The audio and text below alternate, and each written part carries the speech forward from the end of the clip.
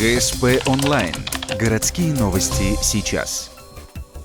Прокуратурой города проведена проверка в сфере лесопользования. Установлено, 13 октября в сети интернет появилось сообщение о незаконной вырубке леса. Всего около 45 кубических метров. Лесополоса располагается по улице Береговая, поселка Шудаяк. Администрации Мугухта разрешение на вырубку деревьев и кустарников не выдавалось. Учитывая изложенное, имелись достаточные основания, указывающие на признаки преступления, предусмотрено частью 3 статьи 260 Уголовного кодекса, то есть незаконная вырубка совершена в особо крупном размере.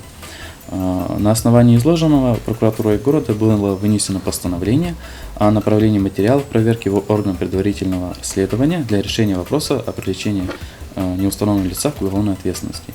27 декабря 2015 года возбуждено уголовное дело. На сегодняшний день ведется расследование. Сумма ущерба составляет около 150 тысяч рублей. Это является особо крупным размером. Виновные пока не найдены.